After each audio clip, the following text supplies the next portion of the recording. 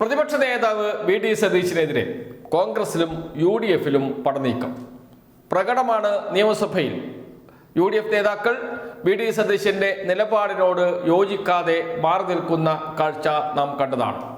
നേരത്തെ ഹൈക്കമാൻഡും അതൃപ്തി പ്രകടിപ്പിച്ചിരുന്നു.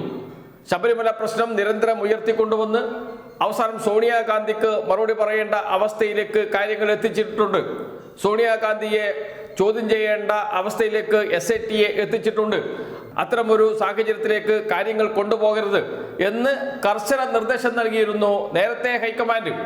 എന്നാൽ ഹൈക്കമാൻഡിന്റെ ഈ നിർദ്ദേശത്തെ പൂർണ്ണമായും തള്ളിക്കളയുകയാണ് ചെയ്തിരിക്കുന്നത് വി.ഡി. സതീശൻ.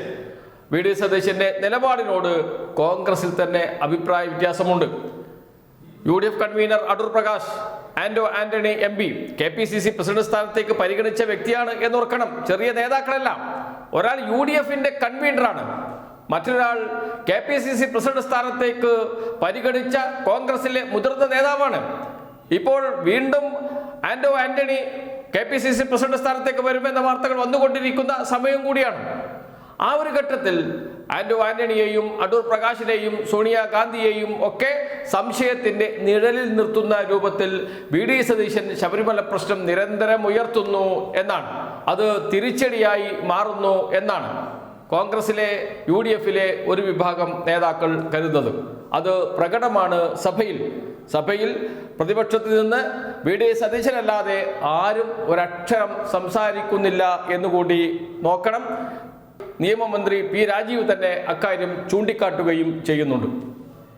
കേസിൽ ഗവൺമെന്റിന് പ്രത്യേകിച്ചില്ല. ഹൈക്കോടതി ഡിവിഷൻ ബെഞ്ച് ഈ കേസ് അവരുടെ മുൻപിലാണ്, സീൽഡ് കവറിലാണ് പ്രോഗ്രസ് റിപ്പോർട്ട് വയ്ക്കുന്നത്. അത് ഗവൺമെന്റിനില്ല, അഭിഭാഷകർക്കില്ല, ആകെ അന്വേഷണ ഉദ്യോഗസ്ഥർക്കും ഹൈക്കോടതി ഡിവിഷൻ ബെഞ്ചിന് മാത്രമാണ് അന്വേഷണത്തിന്റെ ഇപ്പോഴത്തെ സ്ഥിതി എന്താണ്, എവിടെ എത്തി നിൽക്കുന്നു എന്നത് സംബന്ധിച്ച് ധാരണയുള്ളൂ. അത് പൂർണ്ണമായിട്ട് മനസ്സിലാക്കിയിട്ട് ഹൈക്കോടതി ഡിവിഷൻ ബെഞ്ച് പറഞ്ഞു, ഇത് ചെറിയൊരു കേസ് പോലെ പെട്ടെന്ന് കുറ്റപത്രം കൊടുത്ത് പ്രതികൾ രക്ഷപ്പെടാൻ പാടില്ല.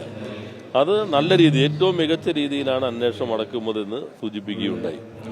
നിങ്ങൾ തന്നെ ശ്രദ്ധിച്ചിട്ടുണ്ടാവില്ല, ചിലപ്പോൾ പറഞ്ഞ എല്ലാ മന്ത്രിമാരും ഒന്നിച്ചിറങ്ങി പ്രതിരോധിക്കുന്നു. 5 മന്ത്രിമാർ. യഥാർത്ഥത്തിൽ അതിനകത്ത് കാണേണ്ട ഒരു ഭാഗം, ഈ 5 മന്ത്രിമാർ ഓരോരുത്തരും ഓരോ ഭാഗം വിശദീകരിച്ചിട്ടുണ്ടാവും. പക്ഷെ പ്രതിപക്ഷ നേതാവ് അല്ലാതെ തൊട്ടപ്പുറത്ത് നിന്ന് കുഞ്ഞാലിക്കുട്ടി സാഹിബ് ഒന്ന് കൈ ഉയർത്തിയാൽ അപ്പോൾ അവസരം തരുമായി കൊടുക്കൂലേ? ഈ രമേശ് ചെന്നിത്തല ഒന്ന് കൈ ഉയർത്തിയാൽ അവസരം കൊടുക്കുമായിരുന്നല്ലോ, അല്ലെങ്കിൽ P.J. ജോസഫ് സാറ് കൈ ഉയർത്തിയാൽ അവസരം കൊടുക്കുമായിരുന്നല്ലോ. അപ്പോൾ എന്തുകൊണ്ട് അവരൊന്നും നിയമസഭയ്ക്കകത്ത് ഈ പ്രശ്നത്തിൽ ഒരു അഭിപ്രായം രേഖപ്പെടുത്താൻ തയ്യാറായില്ല? സാധാരണ ഇറങ്ങിപ്പോകുന്ന ഘട്ടത്തിൽ തന്നെ എല്ലാ ഘടകകക്ഷി നേതാക്കന്മാരും സംസാരിക്കാറുണ്ട്. അത് കാണിക്കുന്നത് ബഡ്ജറ്റ് സമ്മേളനം ഇതുപോലെ അലങ്കോലമാക്കിയത് സംബന്ധിച്ച് അവർക്ക് വ്യത്യസ്തമായ അഭിപ്രായം ഉണ്ടെന്നുള്ളതാണ്. P. രാജീവ് പറഞ്ഞ കാര്യം ശരിയാണ്. നിയമസഭാ സമ്മേളനം കൃത്യമായി വീക്ഷിക്കുന്ന എല്ലാവർക്കും മനസ്സിലാകും, പ്രതിപക്ഷ നേതാവ് വി.ഡി. സതീശൻ മാത്രമാണ് സംസാരിക്കുന്നത്. P. രാജീവ് പറഞ്ഞതുപോലെ കൈ ഉയർത്തിയാൽ രമേശ് ചെന്നിത്തലയ്ക്കും P.K. കുഞ്ഞാലിക്കുട്ടിക്കും P.J. ജോസഫിനും അവസരം നൽകും. കാരണം മുതിർന്ന അംഗങ്ങളാണ്, സീനിയർ മോസ്റ്റ് അംഗങ്ങളാണ് നിയമസഭയിലെ. അവർ കൈ ഉയർത്തിയാൽ എഴുന്നേറ്റ് നിന്നാൽ മൈക്ക് കൊടുക്കും സ്പീക്കർ. പക്ഷേ എഴുന്നേറ്റ് നിൽക്കുന്നില്ല, സംസാരിക്കാൻ താല്പര്യമുണ്ട് എന്ന് പറഞ്ഞ് കൈ ഉയർത്തുന്നില്ല. എന്തുകൊണ്ട് എന്ന ചോദ്യം ഉയർത്തുന്നത് P. രാജീവാണ്. സ്വാഭാവികമായും യു.ഡി.എഫ് നേതാക്കൾ നാളെ മറുപടി പറയേണ്ട ചോദ്യം തന്നെയാണ്. High command VD. സതീശനെതിരെ നീക്കങ്ങൾ ആരംഭിച്ചിട്ടുണ്ട്. വി.ഡി. സതീശൻ അടുത്ത മുഖ്യമന്ത്രി സ്ഥാനാർത്ഥിയാകില്ല എന്ന് കോൺഗ്രസ് നേതാക്കൾ ഏതാണ്ട് ഉറപ്പിച്ചിട്ടുണ്ട്. മറിച്ച് ആരായിരിക്കണം എന്ന കാര്യത്തിൽ മാത്രമേ തർക്കമുള്ളൂ. ഒരു കാര്യത്തിൽ അവർ തീരുമാനമെടുത്തിട്ടുണ്ട്, വി.ഡി. സതീശൻ മുഖ്യമന്ത്രി സ്ഥാനാർത്ഥിയാകില്ല. യു.ഡി.എഫ് പ്രതിപക്ഷത്തിരിക്കുന്ന അവസ്ഥ വന്നാൽ പ്രതിപക്ഷ നേതാവ് പോലും ആകാൻ സാധ്യതയില്ല എന്ന് ഏതാണ്ട് ഉറപ്പായിട്ടുണ്ട്. യു.ഡി.എഫ് നേതാക്കൾക്ക്, പ്രത്യേകിച്ച് കുഞ്ഞാലിക്കുട്ടിക്ക് വി.ഡി. സതീശനോട് അടുത്ത കാലത്ത് ഒരു മമതയുണ്ടായിരുന്നു. മുസ്ലിം സമുദായത്തിന് എതിരെ വലിയ കടന്നാക്രമണം നടക്കുന്നു എന്നും മുസ്ലിം സമുദായത്തിന്റെ ചാമ്പ്യനായി വി.ഡി. സതീശൻ മുന്നിൽ നിൽക്കുന്നു എന്നും ഒരു പ്രതീതി സൃഷ്ടിക്കാൻ കഴിഞ്ഞിട്ടുണ്ട്. സുനിൽ കനൂഗുലുവിന്റെ തന്ത്രത്തിന്റെ ഭാഗമാണ് അത്.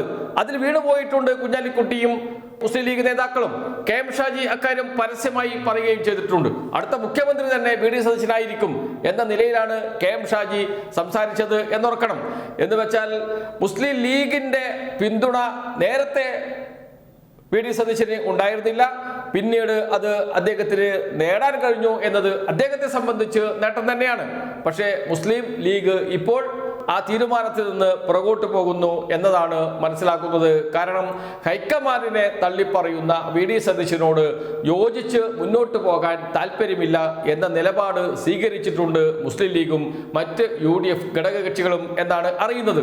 അതുകൊണ്ട് തന്നെയാണ് പി.കെ. കുഞ്ഞാലിക്കുട്ടി നിയമസഭയിൽ ഒന്നും പറയാത്തത്. അതുകൊണ്ട് തന്നെയാണ് രമേശ് ചെന്നിത്തല സംസാരിക്കുകയും ചെയ്യാത്തത്. തിരുവഞ്ചൂർ രാധാകൃഷ്ണനെ പോലെയുള്ള മുതിർന്ന നേതാക്കളുണ്ട്, ഒരക്ഷരം മിണ്ടുന്നില്ല. വി.ഡി. സതീശൻ മാത്രമാണ് സംസാരിക്കുന്നത്. ഒരു കോൺഗ്രസ് നേതാക്കളും വി.ഡി. സതീശനെ പിന്തുണ പ്രഖ്യാപിച്ച് രംഗത്ത് വരുന്നില്ല. ആലോചിച്ച് നോക്കണം എവിടെ ചെന്നെത്തി നിൽക്കുന്നു കോൺഗ്രസിന്റെ അവസ്ഥ എന്ന്. അതുകൊണ്ട് തന്നെയാണ് പി രാജീവ് പറഞ്ഞത് UDF-ൽ ഭിന്നതയുണ്ട്, കോൺഗ്രസിൽ ഭിന്നതയുണ്ട് എന്ന്. ആ ഭിന്നത മറനീക്കി പുറത്തു വന്ന സന്ദർഭമാണ് നിയമസഭയിൽ കണ്ടത്.